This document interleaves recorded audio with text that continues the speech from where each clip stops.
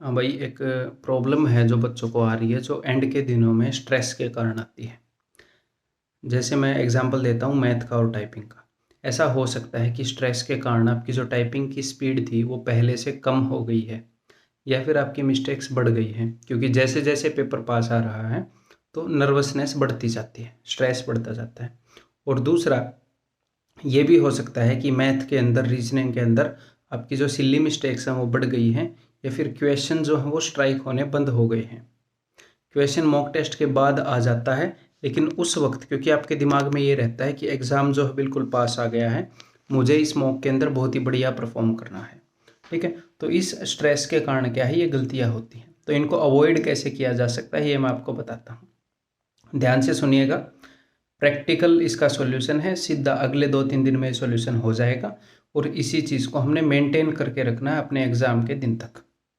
Number 1, typing का।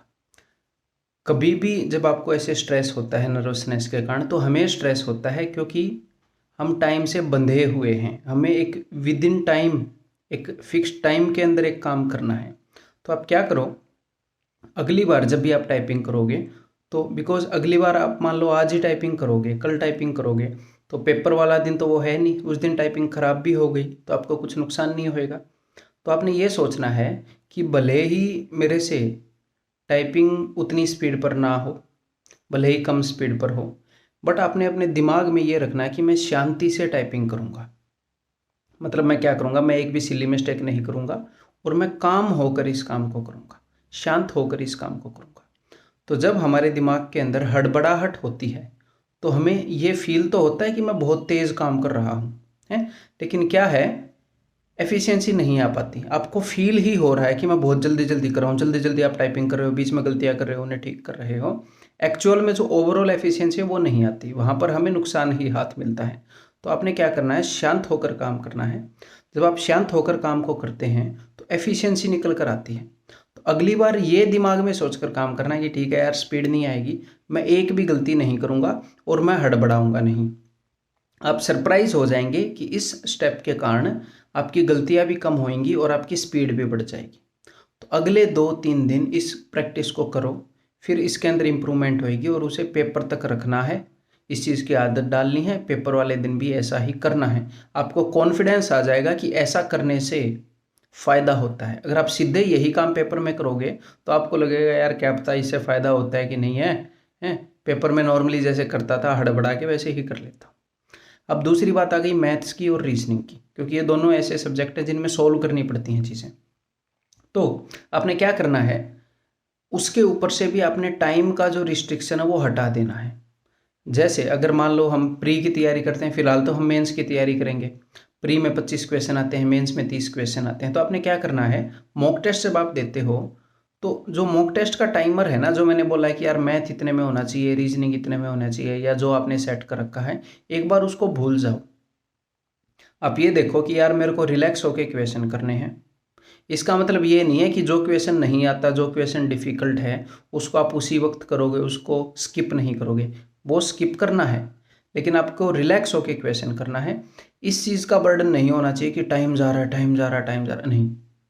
Relax होके question करना है, रिलैक्स होके पढ़ना है। मन में ये सोचना है कि यार ये मॉक टेस्ट खराब भी हो गया तो क्या दिक्कत है। हाँ, अब आपको ये ज़रूर दिक्कत आएगी कि सर मॉक टेस्ट के अंदर जो टाइम है वो जो है वो फिक्स ही होता है। जितना टाइम है, मतलब मैं ये कहना चाह रहा हूँ, आपने 25 मिनट डिसाइड करें तो 25 नहीं देना, आपने एक बार क्या करना है, पूरा पेपर देना है मैथ का। हो सकता है 30 में से 3 क्वेश्चन 4 क्वेश्चन ऐसे हों जो आपको लगे कि अब मैं इनको करूँगा तो काफ़ी ज़्यादा टाइम लग जाएगा, तो उनको छोड़ देना, 26 पर रुक जाना और ये देखना 26 क्वेश्चन मैंने कितनी देर में किए।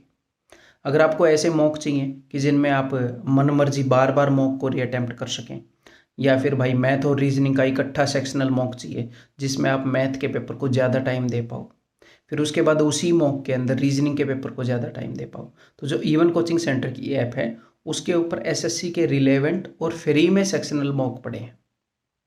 ठीक है, तो वो सेक्शनल मॉक टेस्ट आप वहाँ पर जाकर दे सकते हो और इस चीज़ की प्रैक्टिस कर सकते हो। तो आपने करना क्या है कि टाइम का प्रेशर हटाना है, क्वेश्चन करना है। अगर आता है तो ठीक है, उसको करो। अगर आपको लग रहा है ये क्वेश्चन टाइम ले लेगा तो उसको उस राउंड में स्किप करो, अगले राउंड में करेंगे। स्ट्रेटजी अपनी वही होनी है, बट नॉर्मली अगर हम 25 मिनट लेकर बैठे हैं उस टाइम को, तो 35 मिनट में कर लो, कोई नहीं। ये कॉन्फिडेंस डेवलप करो कि हाँ मैक्सिमम क्वेश्चन मैं कर सकता हूँ। तो जो वो टाइम है कि सर आपने तो 25 की जगह 35 मिनट करवा दिए, तो अगले 2-3 मॉक ऐसे दोगे तो धीरे धीरे वो टाइम कम हो जाएगा, और आपके ऊपर जो स्ट्रेस आ रहा है टाइम का, जो हड़बड़ी आ रही है, जो नर्वसनेस आ रही है, उसको हटाने का बहुत ही इफ़ेक्टिव वे है। ठीक है। और इसके नीचे कमेंट भी करना है अगर आप अगले 1 या 2 दिन के अंदर आपकी इम्प्रूवमेंट हुई है इस चीज़ से। मैं क्लास के अंदर भी, मैं पहले भी मेथड बताता रहा हूँ बच्चों को, आपको इससे फ़ायदा मिला है पहले, तो नीचे कमेंट करके बताओ हैं। और ये बताओ डरे हुए हो कि नहीं इस टाइम पर। ठीक है, सभी डरे हुए हैं। ठीक है, तो ऐसे डरना नहीं है, इस डर को मैनेज करना है। ठीक है, ओके भाई, नेक्स्ट किसी वीडियो के अंदर मिलते हैं। अगर कोई और प्रॉब्लम आप फेस कर रहे हो तो बता दो, मैं एफिशिएंट और प्रैक्टिकल सॉल्यूशन आपको बता दूंगा, कमेंट करके बता सकते हो।